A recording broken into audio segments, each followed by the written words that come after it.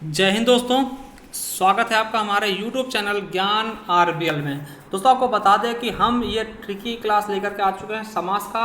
अगर आप लोग कहेंगे तो हम इसके और भी पार्ट्स आपके लिए लाते रहेंगे, क्योंकि दोस्तों आपको पता है कि अगर आप पढ़ाई कर चुके हैं और एग्जाम लगे हुए हैं तो ट्रिकी का होना भी, ट्रिकी क्लास का आना भी आपके लिए अति आवश्यक हो जाता है। दोस्तों ये हमारी ट्रिकी की पहली क्लास होगी और आपको बता दें इसके बाद हम नेक्स्ट जो है आप कहेंगे तो हम संधि का भी ट्रिकी क्लास लेकर के आएंगे, जिससे आप देख करके तुरंत आप पहचान जाएंगे कौन सी संधि है। ठीक है, और देखिए इसकी हम प्लेलिस्ट बना देंगे ट्रिकी क्लास के नाम से। आप वहां पर जाकर के सारे वीडियो देख करके अपनी हिंदी को और अच्छे से मजबूत कर सकते हैं। तो चलिए आज देखने वाले समास के बारे में। ठीक, समास को हम पहचानेंगे, ट्रिक से कैसे पहचानेंगे थोड़ा उसके पहले हम समास के बारे में जानते हैं। देखिए समास होता क्या है।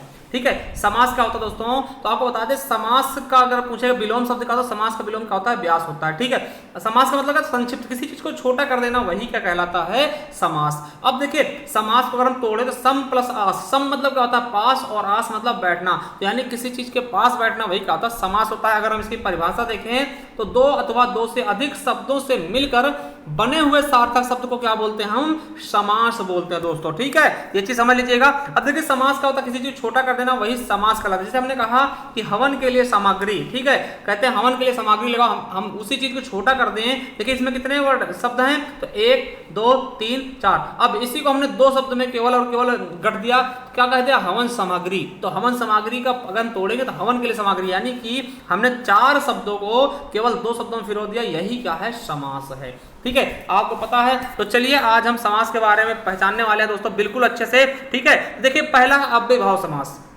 क्या दोस्तों, पहला है अव्ययभाव समास और इसका प्रथम पद प्रधान होता है। ठीक है, कैसे याद रखेंगे, क्योंकि दोस्तों देखिए हम कोई भी वर्णमाला शुरू करते हैं वो हम किससे शुरू करते हैं, छोटे आ से। तो देखिए तो पहला शुरुआत कहां से होता है, आ से, इसीलिए एकमात्र समास जिसका कि प्रथम पद प्रधान होगा अव्ययभाव। अब इसको कैसे पहचानेंगे दोस्तों, देखिए इसमें दोस्तों उपसर्ग लगा होता है, समझिएगा। जैसे उपसर्ग क्या, अनु लगा हुआ आगे मिल जाए, आ लगा हुआ मिल जाए, प्रति लगा हुआ मिल जाए, भर लगा हुआ, यथा लगा हुआ, यावत लगा हुआ, हर लगा हुआ, बे लगा हुआ, ला लगा हुआ मिल जाए, उप लगा हुआ, या फिर किसी शब्द का द्वित्व हो। द्वित्व मतलब वही शब्द 2 बार आ जाए लगातार। ठीक है, देखिए जैसे अनुरूप में क्या अनु लगा हुआ है, देखिए है ना, आजन्म में आ लगा हुआ, देखिए हमने दिखाया ये देखिए ना। इसी प्रकार से दोस्तों कैसे पहचानेंगे, जैसे प्रत्येक में का प्रति उपसर्ग लगा है, भरपेट में भर लगा है, यथार्थ में यथा लगा है, ठीक है, प्रतिदिन में प्रति लगा है उपसर्ग, और देखिए यथा लगा है, यथा लगा है, बतौर में बा लगा है दोस्तों, और परोक्ष में पर लगा ना। देखिए उपकूल में उप लगा है, बेलगाम में बे लगा, तो ये उपसर्ग लगे हुए हैं। ठीक, तो आप उपसर्ग लगे हुए ज्यादातर मिलेंगे, तो आपका कौन सा हो जाएगा दोस्तों, अव्ययभाव समास। और दोस्तों कोई चीज रिपीट हो जाए, वही चीज रिपीट, जैसे दिन दिन। अब इसको कंफ्यूज मत होइएगा कहीं आप इसको द्वंद्व बता दो, भैया द्वंद्व क्या होता है, दिन और रात में होगा। मगर कोई चीज दोस्तों अगर दो बार वही चीज रिपीट कर दी जाए, वही संख्या 2 बार रिपीट हो जाए, तो वहां पर दोस्तों क्या होता है, फिर अव्ययभाव समास होता है। यार कहीं दिन दिन हो गया, रात रात हो गया, पल पल हो गया, दिनों दिन हो गया, हाथों हाथ हो गया, रातों रात हो गया, कानों कान हो गया, लाभों लाभ हो गया, और दिनानुदिन हो गया। दोस्तों ये सब क्या होंगे, अव्ययभाव, क्योंकि वही चीज क्या हो रहा है दोस्तों, यहाँ पर रिपीट की जा रही है, इसलिए यहाँ पर अव्ययभाव समास होगा। तो आप समझ गए होंगे अव्ययभाव समास के लिए क्या क्या होता है। पहला पद क्या होगा, अव्यय होगा, यानी उपसर्ग जाति का होगा। ठीक है, उपसर्ग जाति का होगा, और या फिर दोस्तों कोई चीज रिपीट होगा। ठीक है, चलिए अगले समास की तरफ चलते हैं। तो तत्पुरुष समास, तत्पुरुष में क्या होता है दोस्तों, जब हम इसको तोड़ते हैं तो इसमें कारक चिन्ह होता है। ठीक है, अगर इसको हम समास के रूप में देखते हैं तो इसमें क्या होगा, कारक चिन्ह का लोप होगा। देखिए इसे कहा गया गगनचुंबी। पूछे गगनचुंबी में कौन सा समास है, तो आप इसको तोड़ने की कोशिश करिएगा। गगनचुंबी, गगन को चूमने वाला, तो को आ गया दोस्तों। ठीक है, कारक कितने होते हैं, 8 होते हैं दोस्तों, उसमें से आपने देखा होगा। ठीक है, कर्ता ने कर्म को करण से, संप्रदान को अपादान से अलग होना ना, तो इस तरह कारक चिन्ह जहां भी पाए जाएंगे तोड़ने पर वो तत्पुरुष समास होगा। जैसे चिड़ी मार, चिड़िया को मारने वाला को मिल गया। ठीक है, माखन चोर, माखन को चुराने वाला। ठीक है, पद दलित, पद से दलित, देखिए से मिल गया, कारण से है ना, शोक, शोकार्थ, शोक से अर्थ है ना। देखिए मुंह मांगा, मुंह से मांगा, रेल भाड़ा, रेल यात्रा, रेल से यात्रा। देखिए ये क्या है, ये कारक चिन्ह तो है। जैसे हथकड़ी, हाथ के लिए करी है ना, अपादान है ना, ये देखिए हाथ के लिए, संप्रदान के लिए। ठीक है, पशु बलि, बलि के लिए पशु है ना, बलि पशु, बलि के लिए पशु है ना दोस्तों। रेल भाड़ा, रेल के लिए भाड़ा, देखिए कारक चिन्ह पाए जा रहे हैं। धनहीन, धन से हीन, अपादान हो रहा, पथ भ्रष्ट, पथ से भ्रष्ट। दोस्तों आपको कहीं भी कारक चिन्ह बीच में मिल जाए टूटे हुए उसमें, तो आपका क्या हो जाएगा, तत्पुरुष समास। देखिए पद से दलित है ना, पदच्युत, पद से च्युत है ना, देश निकाला, देश से निकाला। दोस्तों तो ये समझ सकते हैं आप, कारक चिन्ह जहां पे, कारक चिन्ह का जहां पे लोप हो जाएगा वही क्या होगा, तत्पुरुष समास होगा। ठीक है, तत्पुरुष समास, तत्पुरुष का मतलब आता उसका पुरुष है ना। चलिए अगला देखते दोस्तों, नेक्स्ट हमारा तीसरा है।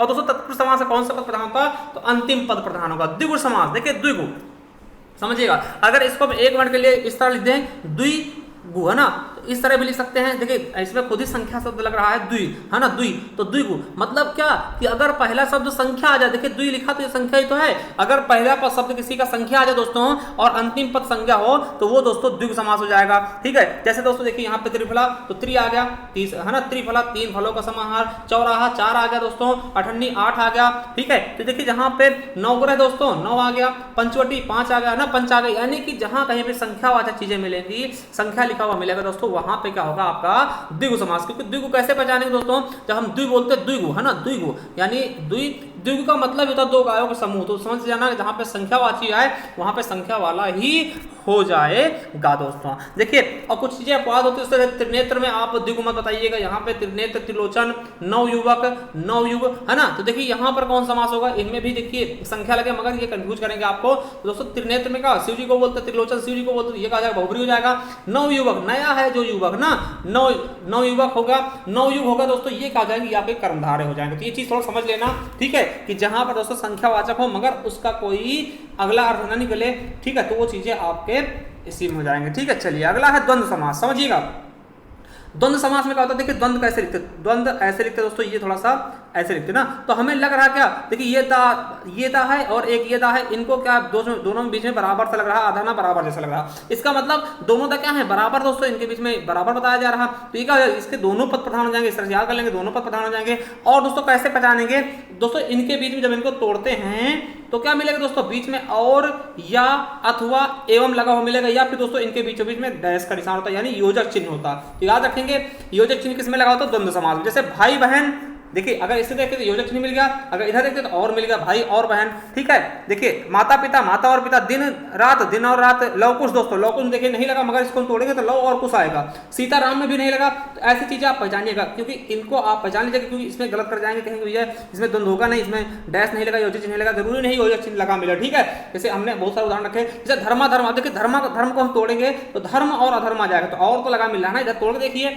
देवासुर, देव और असुर, धनुर्वाण, धनुष और वाण, है ना, अहोरात्र दिन और रात्रि, अहर्निश दिन और रात्रि, गौरी शंकर, गौरी और शंकर, पितरों का होगा माता और पिता, चाल चलन, चाल और चलन दोस्तों। तो यहाँ पे आप देख सकते हैं अगर तोड़ने पर और आ जाए, ठीक है। अब देखिए योजक चिन्ह पाया जाता मगर जरूरी भी नहीं कि योजक चिन्ह पाया जाए, तो इसलिए कंफ्यूज मत होना, बिल्कुल अच्छा समझने की कोशिश करना और आपको अच्छे से याद हो जाएगा। चलिए अगला देखते हैं कर्मधारय समास। कर्मधारय समास क्या होता है दोस्तों, देखिए इसमें एक चीज समझिएगा, इसमें विशेष और विशेषण संबंध होता है और उपमेय उपमान संबंध होता है, बस यही चीज पूछाता है कि, और दोस्तों इसका अंतिम पद ही प्रधान होता है। ठीक है, तो विशेष विशेषण संबंध होता है। जैसे महात्मा दोस्तों, महान है जो आत्मा, देखिए यहाँ पे है जो भी आता, क्या है जो, तो महान है जो आत्मा, अगर टूटा मिले तो है जो आ जाए तो दोस्तों आप लगा देना कर्मधारय समास। अब देखिए महात्मा क्या है, विशेष विशेषण, अधपका आधा है जो पका, परमेश्वर परमेश्वर, महाकवि महान है जो कवि दोस्तों, ठीक है, विशेष विशेषण संबंध आ रहा है इसमें। ठीक है, और उपमेय उपमान का भी संबंध है, इससे चरण कमल बंद हो रहा है, सुना था वहां पे उपमेय उपमान को, ठीक है, तो वो चीजें, तो चरण कमल में चरण रूपी कमल, है ना, के सदृश मिल जाए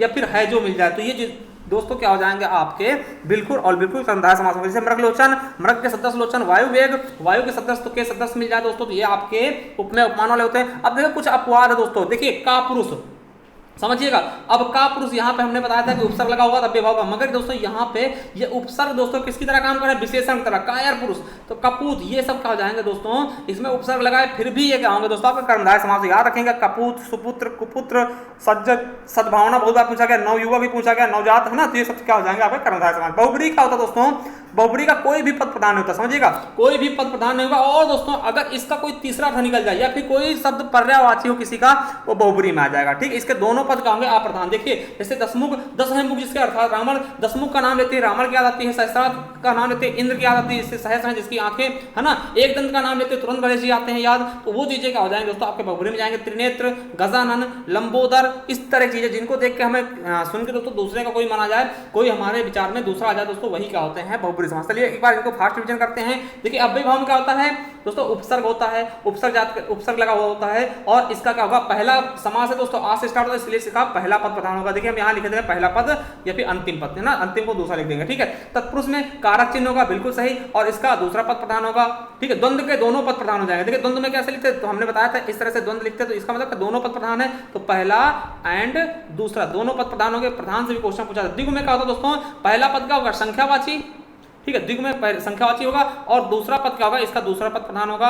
और कर्मधारय में दोस्तों क्या होगा कि यहाँ पे विशेष विशेषण संबंध होगा और उपमेय उपमान संबंध होगा, मगर इसका दूसरा पद ही प्रधान होगा। दोस्तों बहुब्रीहि समास का एक भी पद, कोई भी पद प्रधान नहीं होगा, तो समझिएगा। एक बार दोबारा बताते हैं, अव्यय भाव का पहला पद प्रधान, नोट करिएगा, अव्यय भाव आ से शुरू होता, पहला पद प्रधान। और द्वंद्व कैसे लिखा था, द्वंद्व ऐसे लिखा था, इसका मतलब क्या, दोनों पद प्रधान इसके हो जाएंगे, ठीक है। और अंतिम वाले बहुब्रीहि, जो बहुत ज्यादा वीर होता है उसको कोई प्रधान से मतलब नहीं होता, जो बहुत वीर होगा दोस्तों उसको किसी भी प्रधान से मतलब नहीं होगा, मतलब कोई भी इसका पद प्रधान नहीं होगा।